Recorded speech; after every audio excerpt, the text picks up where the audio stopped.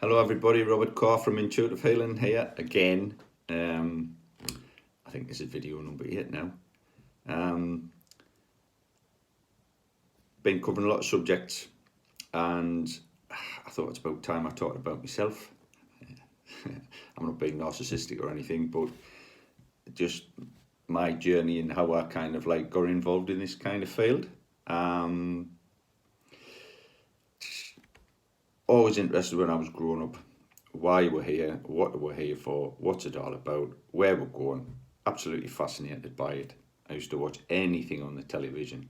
Bearing in mind when I was a boy, we only had 3 channels, BBC One, BBC Two, ITV. Channel 4 didn't pop along until I was 18. So kind of like from the age of 10 to 15, lots of documentaries on the telly, sort of Chronicle, Man Alive, Equinox, things like that. Fascinated by them. Made me die used to sit and watch them. History, religion, paranormal, I would just assimilate that information. Used to love it. Had a couple of weird experiences when I was little, which I understand now, but didn't understand then. And I remember telling my mum saying, oh, no, I don't, no. So I just kind of put them to the back of my mind, and they resurfaced at a later date. My sister, strange enough, who was also quite psychic, my sister Carol, she used to have a pretend friend called Jellican when she was little. And she used to go on the bus and people would sit next to her. You can't sit there, Jellican's sitting there. Like a lot of children under the age of 7. It wasn't a pretend friend, it was a spirit child who was hanging around with her. Interesting stuff. So anyway, moving swiftly along, 1990, my uncle died, and his wife, my Auntie Anne, wasn't sure what was going to happen in her life. So she wanted to go and see a psychic to kind of maybe point her in the right direction. So my mum took her, and there was a very famous psychic in the Sunderland area called Eddie Millington. And my mum and my auntie went in and had a reading. And he took one look at my mother, and he said, you've got 2 sons, one's daft as a ship's cat and one's very sensible. To which my mother kind of smiled, which is pretty apt, like, because my brother's a vicar and I was a bit of a madman. So my mum came home. She says, Eddie wants to see you. What? What do you mean? Eddie wants to see us. Oh, he described you and he says he would like to see you. I says, well, I'm not bothered. Don't care. I wouldn't say I was cynical, but I was just like, I'll be weird, this stuff, isn't it? Is it real? Is it history? Is it religion? I was very much a man's man, I would say, at that age. So 1990, I would have been 26. I was a fireman, I was a rugby player, I played squash, I ran, I lifted weights, I swam, played 5-side. I was just a very active blokey bloke. So all this kind of like psychic malarkey was a bit, that's not me. So anyway, my mother talked us into it. And I went to see Eddie. And the average reading with Eddie was about 15 to 20 minutes. And I waltzed in and I was in 2 3/4 hours. And it was a case of, you're a very gifted young man and you could be a healer, you could be a medium, you could be a trance medium, you could be a tarot card reader, you could do this, you could do that. And I was like, whoa, mate, what's going on here? Like, came as a bit of a shock, to be perfectly honest with you. And I'd recently hurt my ankle badly playing rugby, so I was kind of at a loose end of what to do with my time. And Eddie says, I'll take you on as a pupil if you like, which is a bit of a compliment because he was very good at what he did. So I thought, right, I'll give it a whirl.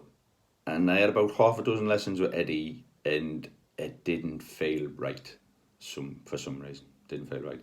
And it was kind of, he was so excited about my potential and my abilities, he was trying to push us too far. And he was trying to kind of, it's like saying, you're a good runner, let's go to the Olympics. And it's, nah, you're a good runner, let's join the Harriers. So I kind of had a few lessons and I just thought, no, this is not for me. This is not for me. And I thought, if it's my destiny for this to happen to me, it will manifest at my pace, and I'll not be forced by anybody. So I kind of declined Eddie's mentorship and kind of started my own little journey. There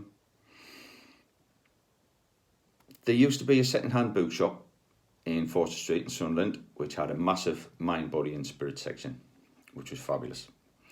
So I used to go in and I'd get 2 or 3 books, take them home, devour them, take them back, trade them in, get another few, devour them. And I kind of self-taught, is that the word? Might have read some rubbish.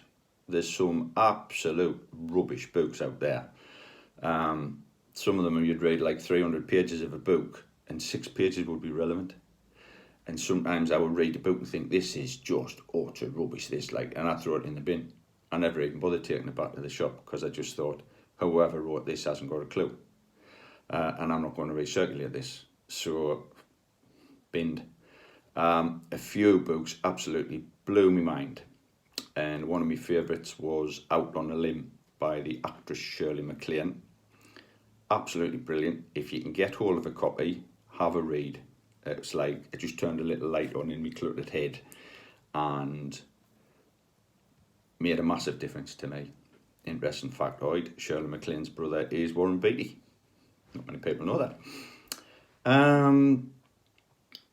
So I was kind of, as well as teaching myself, I was also practicing healing, practicing becoming a healer. And lots of people helped us in my endeavours, lots of friends and family. Everybody at Fulwell Fire Station, thank you. Lots of people at Horton Rugby Club, thank you. And I just kind of found me way. Now, when you're a rugby playing fireman and you come out with, hey lads, I'm a psychic me and I'm a healer, mate, the fire service sense of humour is brutal, so I got ripped to bits. The rugby club's sense of humour is brutal, so I got ripped to bits. Absolutely ripped to bits. It would have been easier if I just said, I'm gay. I think I would have been accepted. But psychics and clairvoyance, there's no sexism, racism, all of that malarkey. We are one of the few minority groups that it's still all right to take the word out of. So you have to take it on the chin. So I've kind of learned the hard way to just get on with it. Interesting little learning curve. But once you've kind of earned your spurs with people like that, you keep them. There's a little Buddhist saying, excuse me. There's a little Buddhist saying, when the pupil is ready, the teacher will come. And every time I was ready to kind of go that next step or learn that extra thing, a person would come into my life, a group of people would come into my life, or a book would come into my life, and that little bit of information would get assimilated. And I just progressively moved forward. And the more I kind of realised I had an interesting skill set, the more I was adamant I was not going to become one of them weird people who flounce around being bohemian and nah. What you see is what you get with me. A down-to-earth, rugby-playing fireman who calls a spade a spade. I'm still very, very cynical with everything I do because I question it. If somebody comes up to me and says, oh, I'm a healer, prove it. Oh, I'm a psychic, prove it. I can. So, don't just accept people at face value. I don't, never have done. If you think you are a certain something, prove it to us. Maybe that's just the way I am. Very interesting little tale as I was kind of developing as a psychic. I had a friend called Lorraine, who used to be the deputy manager at a pub called Fitzgerald's, and they used to be a very interesting group, used to meet on a Friday afternoon, and she introduced us to them, and they were like people, like-minded people who had a skill set.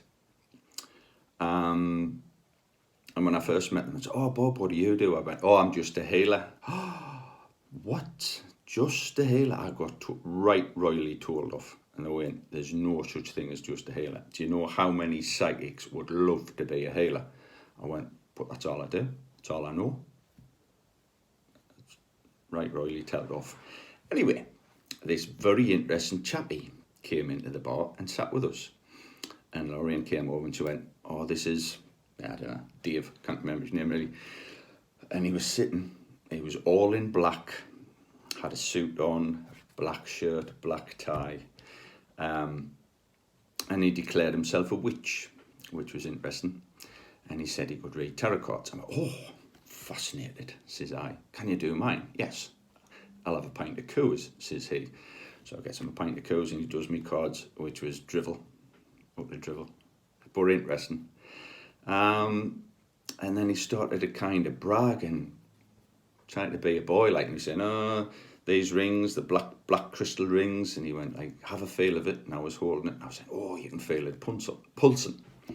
I was saying, "Yeah, it's supposed to, it's quartz pulses." He seemed to be trying to impress us, and I just wasn't bothered. He just didn't care. And he got this medallion out of his pocket, big fat medallion, and he says, "I paid £3,000 for this, and it's consecrated in the Temple of Solomon," which apparently is black arts or something. And this guy allegedly used to charge money to put spells and bad things on people. So I went, "Oh, can I have a look at that medallion? That looks interesting." And he put it in the palm of my hand, and my hand just clenched up like that. Proper went into spasm. And I was just sitting there kind of going, "What's going on? What's going on?" People looking at us and I'm going, "Whoa, this is weird." And then my hand opened up. And the image of the medallion had pressed itself into the palm of my hand, but the medallion was bent. And I went, "Oh, I'm sorry, Dave." And I kind of gave it back to him, and he just looked at us, packed his gear up, left the pub, never came back. And I don't know whether this was a message from the universe, you know, dark versus light, who's going to win, whatever. But it was just like a very seminal moment in my life when I thought, I'm on the right side here. I'm doing the right thing. Interesting. Script. 1994, I met the love of my life and my future wife, Maxine, God bless her.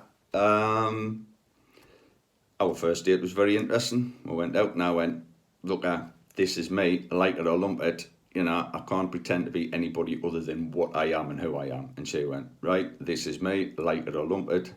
This is what's happened in my life." And we both went, "Oh, kind of like you." We hit it off. And within 6 months we moved in together, and now we've been married a long time, and I couldn't be without her. Best thing I ever did, marry that woman. Enough about her. So, excuse me.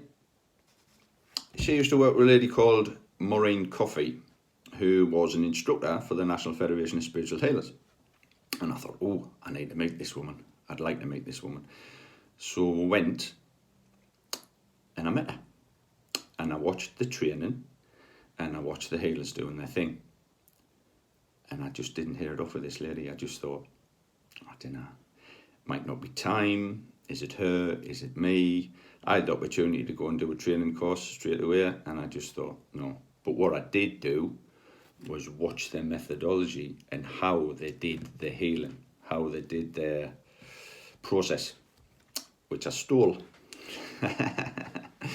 And I started to do myself, and it worked. Fantastic. So it wasn't a wasted trip. I started to diversify. I started to expand my abilities, shall we say. Started to read tarot cards. I started to work with spirit guides. Spirit guides came into my life. I started to be able to communicate with them, which meant my clairvoyance and my mediumship kind of flourished. I learned absent healing. I learned space cleansing. I learned about helping lost souls, ghosts, over to the other side. Bit of a head mash, because I was like, I was still just an ordinary dude, down to earth, fireman. Didn't make a big fuss of it, never have done, don't really want to. It's just something we do. Me and my guide, it's just something I do, something I've been drawn into. You don't choose it, it chooses you. It's a very interesting thing. But the thing that really gave me joy in all my skill sets and all my abilities was healing. I just loved it.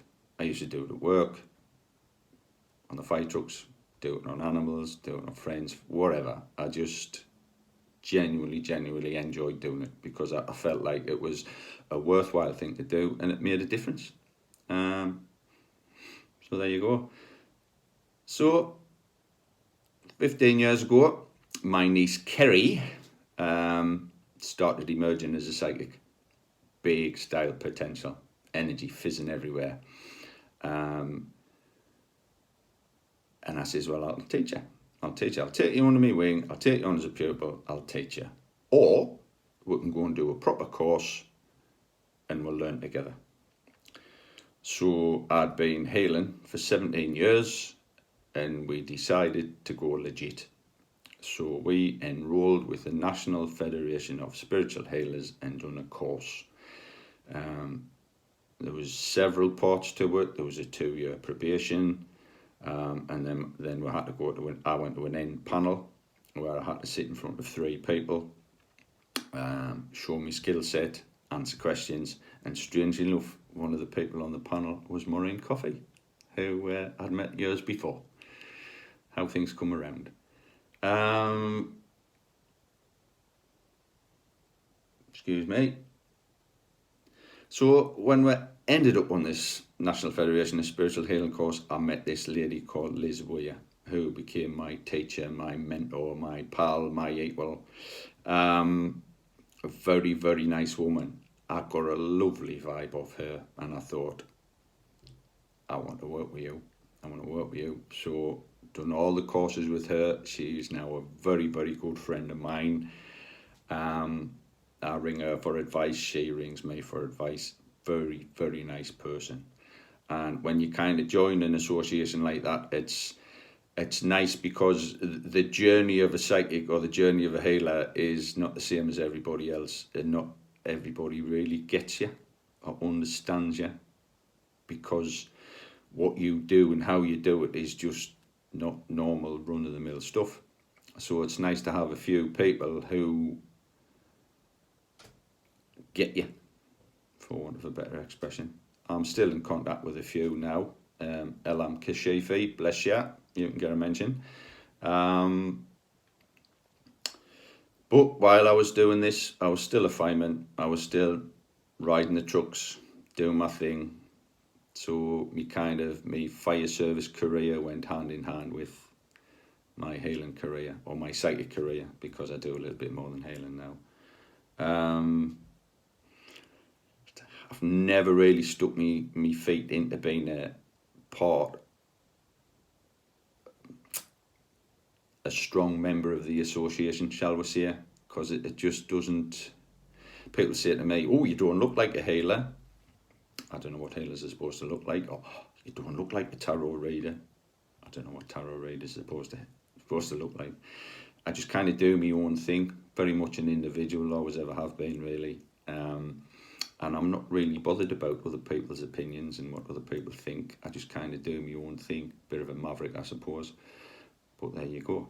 I'm just grounded in common sense and very, very cynical.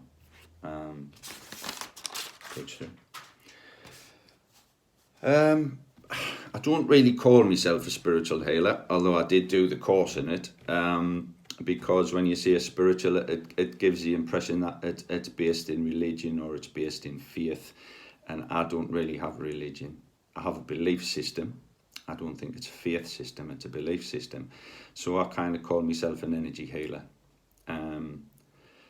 there's so many religions around the world, and there has been lots of religions around the world. And at the minute, I think there's 12 major religions, and they can't all be right. They can't all be wrong. Some have good bits, some have bad bits. So don't really follow any particular one. So that's why I call myself an energy healer. And then when you look into the business of being an energy healer, quantum physics, maths and science has a massive, explains an awful lot of it.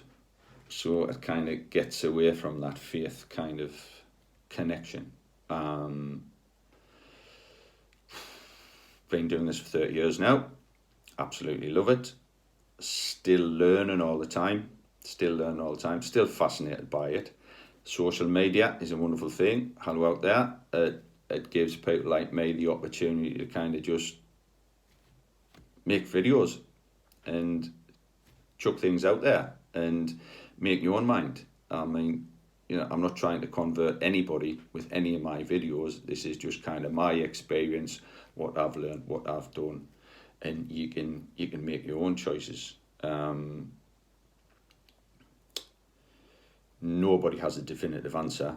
No religion has a definitive answer of who, what, where, how. But it's a very, very interesting life when you kind of start looking into it and trying to learn and find out. Random little story before I go. A long time I never used to charge for my services. I think the first 6 or 7 years I never charged anybody. People used to bring us chocolates, CDs, wine.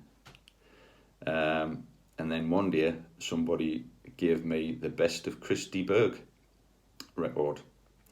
And I was so annoyed. I didn't show it when they gave us it. And I just thought, that I can buy my own rubbish. And that's when I started charging for me hailing. So Christy Berg, you've got a lot to answer for. There you go. As a little bit about me. Any questions, just wang them in the remarks at the bottom. I hope I haven't waffled on too long. But there you go. So this is me. This is what I do. Like it or lump it, I ain't going to change. And I'll see you in a fortnight because I'm off next week on my jollies. So thanks for watching. Catch you later, folks.